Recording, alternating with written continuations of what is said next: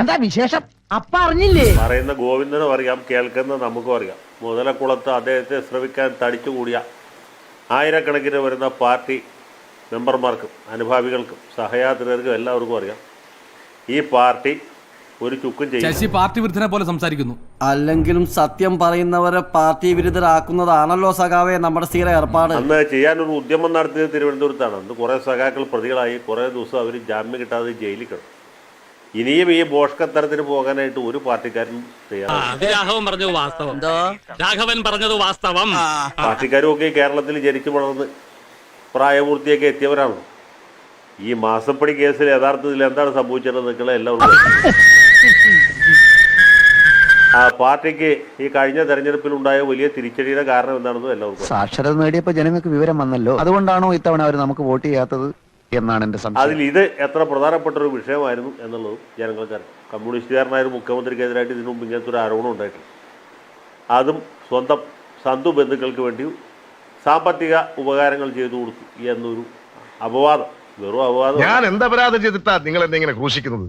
കഴിഞ്ഞ 6 മാസമായി ഞാൻ ഈ തേജോവധം അനുഭവിച്ചുകൊണ്ടിരിക്കുക. രേഖ മൂലം തെളിവുകളുള്ള ഒരു സംഭവം ഇതിനു മുമ്പ് ഉണ്ടായിട്ടില്ല.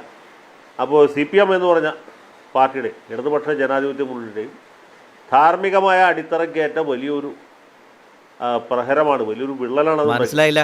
മനസ്സിലാക്കാൻ എന്റെ പാർട്ടിക്കാരെ പോലെ തന്നെ നിനക്കും കുറച്ച് ടൈം എടുക്കും. അതെല്ലാ പാർട്ടിക്കാർക്കും അറിയാം. പാർട്ടിയുടെ പരാജയത്തിലേക്ക് നയിച്ച, മുന്നണിയുടെ പരാജയത്തിലേക്ക് നയിച്ച പ്രധാനപ്പെട്ട ഒരു ഘടകം ഇതാണ്.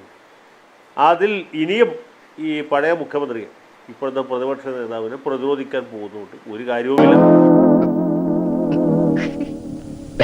തന്നെ വികൃതമായ മുഖച്ഛായ, പ്രതിച്ഛായ കൂടുതൽ വികൃതമാകുമെന്നല്ലാതെ ഒരു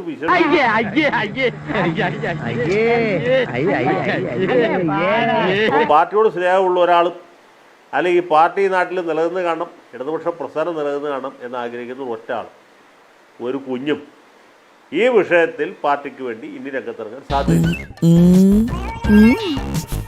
പാർട്ടി പ്രവർത്തനം കൂലിപ്പണിയായിട്ട് എടുത്തിട്ടുള്ള ചില ആൾക്കാരുണ്ടാവും, അവർ വരും. അല്ലാതെ പാർട്ടിയെ സ്നേഹിക്കുന്നത്, ഇടതുപക്ഷ പ്രസ്ഥാനം നിലനിൽക്കുന്ന ആഗ്രഹിക്കുന്ന ഒരാളും എല്ലാം ഇയാൾക്കറിയാം. ശരിയല്ലടോ? അതെ അതെ ശരിയാണ്. കേരളത്തിൽ MV ഗോവിന്ദൻ അല്ലാതെ, മുഹമ്മദ് റിയാസും അല്ലാതെ വേറെ ആരെങ്കിലും ഒരാൾ, ഏതെങ്കിലും ഒരു നേതാവ്, ഏതെങ്കിലും ഒരു പാർട്ടി പ്രവർത്തകർ, ഏതെങ്കിലും ഒരു സാംസ്കാരിക നായകൻ, പാർട്ടി ചെല്ലും ചെലവ് കൊടുത്ത് കുറേ നായകൻ, ഇത് കേരളമാണ്, നമ്മൾ സ്വയം തിരിഞ്ഞില്ലെങ്കിൽ മീഡിയയും ജനങ്ങളും കൂടി ബലമായി ഏതെങ്കിലും ഒരു നായികയോ നായകനോ ആരെങ്കിലും ഒരാൾ പിണറായി വിജയനെയും വീണ തൈക്കണ്ടിയെയും മുഹമ്മദ് റിയാസിനെയും അനുകൂലിച്ച് അവരെ പ്രതിരോധിച്ച് രംഗത്ത് വന്നു എന്ന് ഒരാൾ മാത്രമല്ല, വരെയില്ല. കാരണം അവർക്കൊക്കെ അറിയാം, സത്യവും ധർമ്മവും നീതിയും എല്ലാവർക്കും അറിയാം ഇത് പറയുന്നത് നമ്മൾ വഷളാകുമെന്നല്ലാതെ നമ്മൾ ഇടപെട്ടാൽ പിണറായി സഖാവിനോ റിയാസ് സഖാവിനോ വീണ സഖാവിനോ ഏതെങ്കിലും തരത്തിലുള്ള ഒരു ഗുണം കിട്ടും എന്ന് ആർക്കും നിശ്ചയമില്ല, ആർക്കും വിശ്വാസമില്ല, ആർക്കും പ്രത്യാശയില്ല. അതുകൊണ്ട് അവനവൻ്റെ പ്രതിച്ഛായ വഷളാക്കണ്ട എന്ന് കരുതി ഇവരും ഉണ്ടായിരിക്കുകയാണ്. അതാണ് ഇവിടെ സംഭവിച്ചത്. ഒരാളും അദ്ദേഹത്തിന് വേണ്ടി അല്ലെങ്കിൽ അദ്ദേഹത്തിന്റെ മകൾക്ക് വേണ്ടി അല്ലെങ്കിൽ മകളുടെ ഭർത്താവിന് വേണ്ടിയിട്ട് രംഗത്തിറങ്ങിയിട്ടില്ല. മൂക്ക് കീഴ്പോട്ടുള്ള എല്ലാ മലയാളിക്കും അറിയാം മാസപ്പടി കേസ് എന്താണ് സംഭവം എന്നുള്ളത്. എൻഫോഴ്സ്മെന്റുകാർ പറഞ്ഞാൽ ഇനി ഇതിനേക്കാൾ വലുത് വരാൻ പോകുന്നുണ്ട് എന്ന് ജനങ്ങൾക്ക് അറിയാം. കാര്യമില്ല, കാണേണ്ടത് ഞങ്ങൾ കാണും, പരിശോധിക്കേണ്ടത് ഞങ്ങൾ പരിശോധിക്കും. ഇത്തരം കർത്താവ് മാസപ്പടി കൊടുത്തത് മാത്രമല്ല, അല്ലാത്ത പൈസയും വിദേശ കറൻസിയാക്കി വിദേശത്തേക്ക് കടത്തിയിട്ടുണ്ട്. അപ്പോൾ അതൊക്കെ എൻഫോഴ്സ്മെന്റുകാർ അല്പം വൈകിട്ടാണ് കണ്ടെത്തിയത്. പക്ഷെ സാധാരണക്കാരായ നാട്ടുകാർ ഇത് നേരത്തെ കണ്ടെത്തി. കോഴിക്കോട്ടുകാർ വിശേഷിച്ച് നേരത്തെ കണ്ടെത്തി. അതുകൊണ്ടാണല്ലോ പാർലമെന്റ് തെരഞ്ഞെടുപ്പിൽ വമ്പിച്ച പരാജയമുണ്ട്. അതുകൊണ്ട് തന്നെയാണല്ലോ നിയമസഭാ തെരഞ്ഞെടുപ്പിലും അതിഭയങ്കരമായ പരാജയമുണ്ട്. കോഴിക്കോട് ജില്ലയുടെ ചരിത്രത്തിൽ CPM-നും ഇടതുപക്ഷ മുന്നണിക്ക് ഇത്ര വലിയ പരാജയം. ഔചിത്യം എന്നൊരു സാധനമുണ്ട്, ഒരു മനുഷ്യനായ കുറച്ചൊക്കെ ഔചിത്യം. മുഹമ്മദ് റിയാസ് എന്ന് പറഞ്ഞ ലോക വിപ്ലവ നേതാവ് പെരുമാറുന്നത് എങ്ങനെയാണ്, അദ്ദേഹത്തിൻ്റെ ധനാഗമ മാർഗങ്ങൾ എന്തൊക്കെയാണ്, അദ്ദേഹത്തിൻ്റെ സന്തത സഹചാരികൾ ആരൊക്കെയാണ് എന്നൊക്കെ എല്ലാവർക്കും അറിയാം. അതുകൊണ്ടാണ് ജനങ്ങൾ അവരെ കഠിനമായി ശിക്ഷിച്ചത്. വലിയ തെറ്റായി പോയെന്ന് എനിക്ക് ഇപ്പൊ തോന്നുന്നു. ഇപ്പൊ തോന്നിയിട്ടുണ്ട് ഫലം. ഇപ്പൊ കൂടി ഒന്ന് ആഞ്ഞു പിടിച്ചെങ്കിൽ PV അൻവർ പോലും ജയിച്ചു പോയി. അപ്പോൾ അത്ര വലിയ തിരിച്ചടി ഉണ്ടായതിന്റെ കാരണം ഇതാണ്. അതുപോലത്തെ ഒരു തിരിച്ചടി പാലക്കാട് ജില്ലയിൽ ഉണ്ടായി. എന്റെ ഒരു പേഴ്സണാലിറ്റിയുടെ വിഷയമാണ്. കണ്ടിട്ട് ഇക്കാണുന്ന പേഴ്സണാലിറ്റി പോകുന്ന ലക്ഷണമാണ്. കോഴിക്കോട് ജില്ലാ പഞ്ചായത്ത് എങ്ങനെ നഷ്ടപ്പെട്ടു പോയി, കോർപ്പറേഷൻ എങ്ങനെയാണ് കഷ്ടിച്ച് പിടിച്ചു നിന്നത്, അതിനൊക്കെ കാരണം ഇതല്ലേ. എന്നെ സംശയിക്കരുത്. പരാജയം എന്ന് വെച്ചാൽ ചെറിയ പരാജയമല്ല ഉണ്ടായിട്ടില്ല. അപ്പോൾ ഈ പാർട്ടി നിലനിന്ന് കണ്ടെന്ന് ആഗ്രഹിക്കുന്ന ആളുകൾ ഇപ്പോൾ ആഗ്രഹിക്കുന്നത് അല്ലെങ്കിൽ അവർ കാക്ഷിക്കുന്നത് പിണറായി വിജയൻ രംഗമൊഴിയണം. അതേ പ്രതിപക്ഷ നേതൃസ്ഥാനം ഒഴിഞ്ഞ് പറ്റുമെങ്കിൽ MLA സ്ഥാനം രാജിവെച്ച് വല്ല കാശിക്കോ രാമേശ്വരം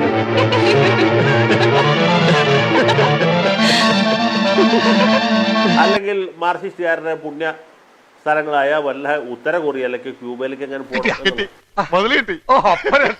കാശിക്കോ രാമേശ്വരത്തേക്കോ വേളാങ്കണ്ണിക്കൊക്കെ പോകും. അവർക്ക് അങ്ങോട്ട് പോകാൻ പറ്റില്ല. അപ്പോൾ ഉത്തര കൊറിയയിലേക്കോ ക്യൂബയിലേക്കോ അതും അല്ലെങ്കിൽ ജനകീയ ചൈനയിലേക്കോ പോകുന്ന വയസ്സുകാലത്ത് വാനപ്രസ്ഥം എന്ന് പറഞ്ഞിട്ടില്ല. അദ്ദേഹത്തിന് അവിടെ കഴിയാം. ഈ മകളെ കൊണ്ടുപോകാം, മരുമകനെ കൊണ്ടുപോകാം. അവർക്ക് അവിടെ വല്ല കുടിൽ വ്യവസായം CPI-ക്കാർ തന്നെ എന്തുകൊണ്ടാണ് തിരിഞ്ഞത്? അവർക്ക് മനസ്സിലായി ഇത്ര നാളും ഈ CPM-കാരുടെ സകലവിധ കൊള്ളരായ്മകൾക്കും മൗനം കൊണ്ട് അനുവാദം നൽകിയവരാണ് CPI. ഇത് ഇത്രയും വലിയ കുരിശാണെന്ന് ഞാൻ ഓർത്തു. CPI പറയുന്നു ബിസിനസ് വേറെ രാഷ്ട്രീയം വേറെ. അതിൻ്റെ കാരണം എന്താ?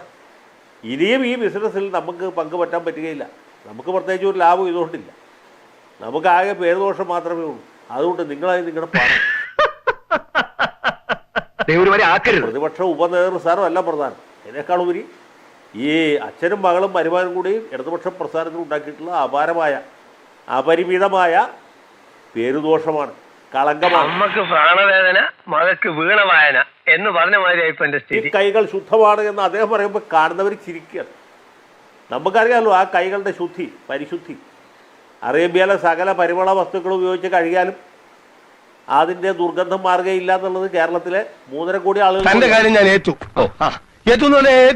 സംശയിക്കില്ല, ഞാൻ ഏറ്റു. വിജയനെ ചുറ്റിപ്പറ്റി നിൽക്കുന്നില്ലെങ്കിൽ, അദ്ദേഹത്തിന്റെ ഈ പാദസേവ തുടരുന്നില്ലെങ്കിൽ ശ്രീ MV ഗോവിന്ദന് ഈ പാർട്ടിയിൽ ഒരു സ്ഥാനം ഉണ്ടാകാൻ പോകുന്നില്ല. അത് വലിയ പ്രശ്നമാണായിരുന്നു. മര്യാദയ്ക്ക് സംസാരിക്കണം. മാനകെട്ടവനെ മര്യാദ വേണ്ടിയിരിക്കും. ഇത് ഒരു ഇരട്ട കുട്ടികളുടെ തരത്തിലുള്ള ഒരു ജന്മമാണ് MV ഗോവിന്ദൻ ഇപ്പോ നിവർത്തിച്ചുകൊണ്ടിരിക്കുന്നത്. പക്ഷേ ആ വേദിയിലിരിക്കുന്ന പലർക്കും ഈ പ്രസംഗം കേൾക്കുമ്പോൾ വളരെ തമാശയാ തോന്നുന്നത്. കാരണം അവരിൽ പലരും ഈ റിയാസ് ആൻഡ് കമ്പനി എന്ന് പറയുന്ന ഒരു കാര്യം കോഴിക്കോട്ടെ പാർട്ടിയെ വളരെ വളഞ്ഞ മാർഗത്തിൽ കൈപ്പിടിയിൽ ഒതുക്കി വെക്കാൻ ശ്രമിച്ചുകൊണ്ടിരുന്ന ശ്രീ റിയാസിന്റെ ഒരു സംഘം കൂട്ടാളികളെയാണ് അന്ന് ED റെയ്ഡ് ചെയ്തത്. എന്നെ അപമാനിക്കരുത്. ഭരണത്തിന്റെ ഇടനാഴികളിൽ ഇന്ന് വരെ ആരും എന്നോട് ഇങ്ങനെ ഇടപെട്ടിട്ട്. ഇവര് എന്ന് വെച്ചാൽ CPM-ന്റെ കോഴിക്കോട് ചരിത്രം അറിയുന്ന ആളുകൾക്ക് അറിയാൻ പറ്റും. ഐക്യ രാമായണമാണ് ഈ റിയാസിന്റെ അടുപ്പക്കാരാണ് എന്ന് ഒരൊറ്റ ബന്ധത്തിന്റെ പുറത്ത് ഞാൻ അപ്പോഴേ പറഞ്ഞോട് ഇതൊന്നും ഒരു പാർട്ടിയിലെ വലിയ ശക്തി കേന്ദ്രങ്ങളായും വലിയ ബിസിനസ്സുകാരായും വലിയ പണക്കാരായും ഒറ്റയടിക്ക് വളർന്നു വന്നത്. പക്ഷേ ഓരോ തവണ രക്ഷപ്പെടുമ്പോഴും ഒരിക്കൽ പിടിക്കപ്പെടും എന്നോർമ്മ. ഇതിന്റെ അസ്വസ്ഥതയുടെ പുറത്ത് കോഴിക്കോട്ടെ പാർട്ടിയിലെ ഈ പഴയ പരമ്പരാഗത നേതൃത്വത്തിനകത്ത് വലിയ അസ്വസ്ഥതയുണ്ട്. ഒരു പാർട്ടിയല്ല, 2 CPM ആണ് ഇപ്പോൾ കോഴിക്കോട് ഉള്ളത് എന്നൊരു കാര്യം പാർട്ടിയെ അറിയുന്ന എല്ലാവർക്കും അറിയാം. ഒരു കാര്യം ഞാൻ പറയട്ടെ. പറയൂ. നമ്മുടെ പാർട്ടിക്ക് അടിത്തറയില്ല. അപ്പോ നാളെ നേരത്തെ തന്നെ ഇങ്ങോട്ട് എത്തണം കേട്ടോ. ശരി.